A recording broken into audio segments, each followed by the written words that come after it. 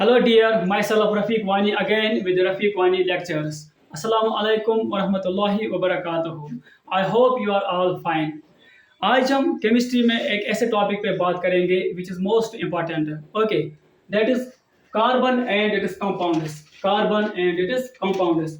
इसमें हम ये जानने की कोशिश करेंगे व्हाट इज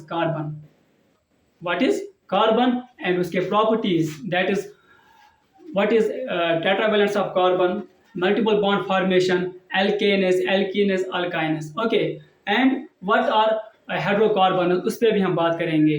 ठीक है, एक एक करके सारे के सारे टॉपिक्स को समझने से पहले we should first know that what is carbon. That is introduction of carbon. Okay, because it will facilitate us to understand all these topics. Let us start.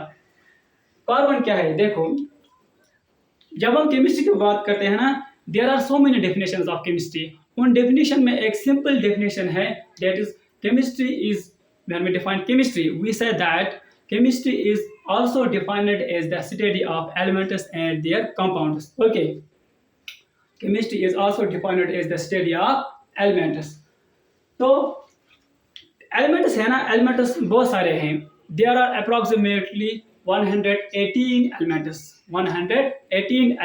in a periodic table, which has been classified into different parts. That is D block elements, S block elements, P block elements. Okay, उन्हीं elements में से carbon भी एक element है. Carbon भी क्या है? एक element है. Okay, so if somebody asks you what is carbon, you will say that simply carbon is an element. तो कार्बन क्या है? एक element है. Carbon is a element.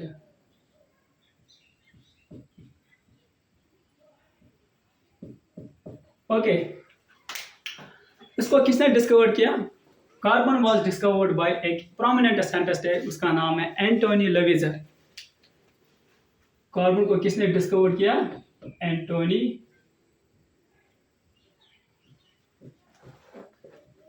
Discovered by Antoine Lavoisier.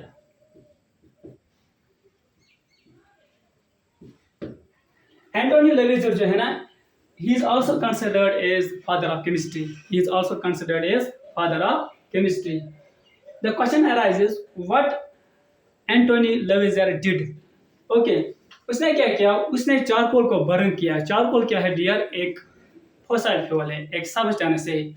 After burning he observed the production of carbon dioxide. He observed the production of carbon dioxide. That's why the word carbon has been derived from carbo. The word carbon has been derived from carbo.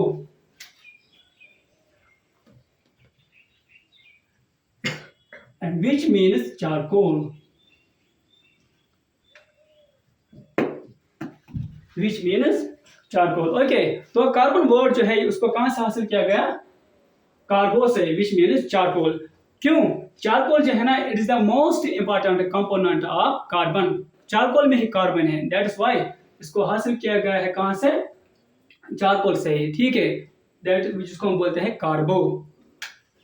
Now अब सवाल यह है, carbon जो है, carbon किस type का element है? क्योंकि हमारे पास तीन तरह के एलिमेंट्स होते हैं.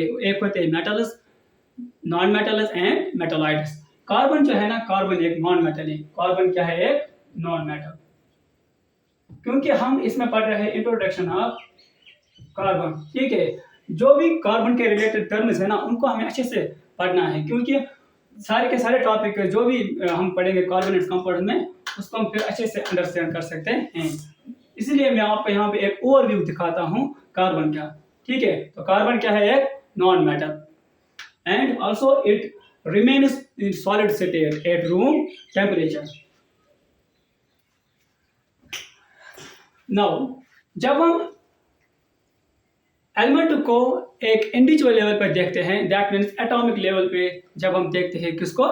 एलिमेंट को, इसका एक बाज़ाब्ता तौर पर एक स्ट्रक्चर होता है, एक कॉम्प्लेक्स स्ट्रक्चर होता है. ठीक है, जितने भी एटम्स हैं, चाहे हाइड्रोजन है, हीलियम है, लिथियम एलिमेंट्स है, उनके अपने अपने स्ट्रक्चर्स होते हैं. एक कॉम्प्लेक्स स्ट्रक्चर होता है एक एटम का. बट हमारा जो फोकस है वो किस पे है, वो है कार्बन का। यह है carbon, atomic structure of carbon. ठीक है, एटम का जो है ना, एटम के पास एक स्ट्रक्चर होता है, दैट मीन्स इसके पास एक न्यूक्लियस होता है। सेकंड वन, इसके पास होते हैं एनर्जी लेवल्स, जिसको जिसको हम दूसरा नाम बोलते हैं, एक सेकंड,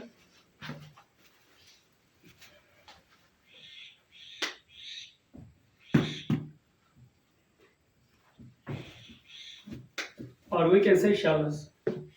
ठीक है, और क्या होता है एक एटम में, और होते हैं एटम में एलिमेंट्री पार्टिकल्स। तीन तरह के एलिमेंट्री पार्टिकल्स होते हैं डियर, क्या क्या, एक होता है इलेक्ट्रॉन, प्रोटॉन एंड न्यूट्रॉन। ठीक है, अब सवाल यह है कार्बन के पास कितने प्रोटॉन होते हैं, कितने इलेक्ट्रॉन होते हैं, कितने न्यूट्रॉन होते हैं। देखो यह है कार्बन, बीच में है न्यूक्लियस, न्यूक्लियस है ना, nucleus contains protons, nucleus contains neutrons. उनको हम कलेक्टिवली एक टर्म देते हैं, that is nucleons.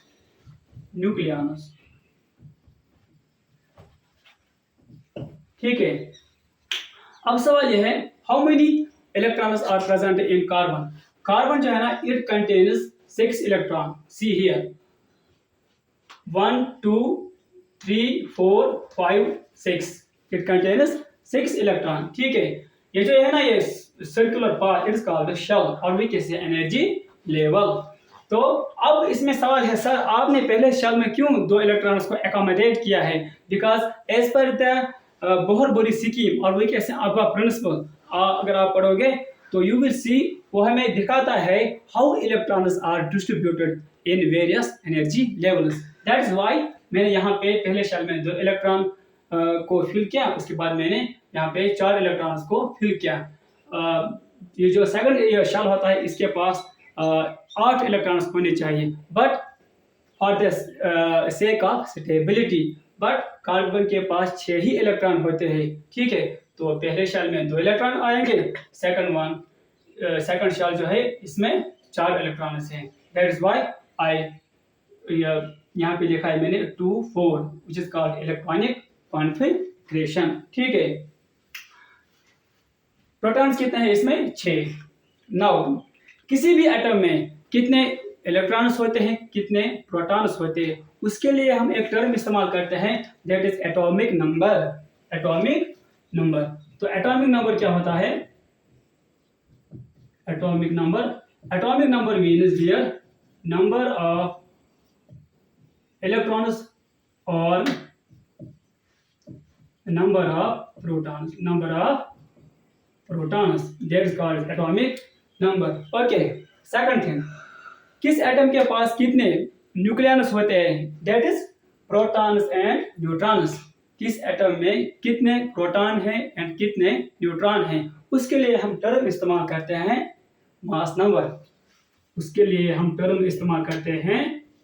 Mass number. Mass number क्या है, that means number of protons plus number of neutrons, okay, which is called as mass number. तो अगर हम यहाँ पे कार्बन का एटॉमिक नंबर देखते हैं, इसके पास 6 प्रोटॉन होते हैं, 6 इलेक्ट्रॉन होते हैं, तो इसका एटॉमिक नंबर क्या है, 6। तो कार्बन का एटॉमिक नंबर क्या है, 6। This will be the atomic number of carbon. उसको हम Z से भी रिप्रेजेंट करते हैं, Z से। ओके, तो सेकंड, कार्बन के पास कितने प्रोटॉन हैं, 6 प्रोटॉन। न्यूट्रॉन कितने होते हैं, 6 ही होते हैं। 6 plus 6 it will become 12।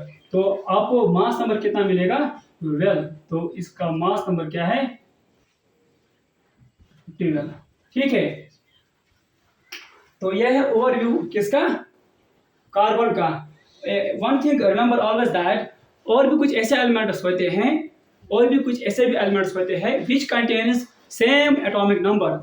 Remember, which contains same atomic number but different masses, which are called as isotopes. उनको हम बोलते हैं आइसोटोप्स। अगर हम कार्बन की बात करते हैं ना, इसके भी अपने अपने आइसोटोप्स होते हैं। मिसाल के तौर पर आइसोटोप्स है इसके carbon 12,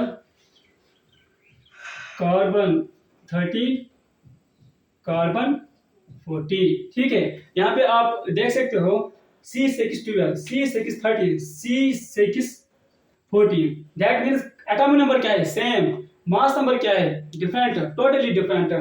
these are called as isotopes. ठीक है, तो if somebody ask you how many isotopes carbon contain, 3, C12, C13, C14। ठीक है, तो अब आपने यहाँ पे क्या जाना, ओवरव्यू ऑफ कार्बन क्या है, इन सिंपली कार्बन एक एलिमेंट है। ओके, इसका ये क्या है, नॉन मेटल है सर। इसका एटॉमिक नंबर क्या है, 6, एटॉमिक मास क्या है, 12। आइसोटोप्स क्या है, C12, C13, C14। Okay, and also one thing here, carbon जो है ना, carbon belongs P block elements. Periodic table आप चेक करना, वहां पे लिखा है ये जो कार्बन है it belongs P block element, जिसको हम बोलते हैं कार्बन फैमिली। कार्बन फैमिली में यहाँ पे सिंपली लिखूंगा पी ब्लॉक एलिमेंट्स।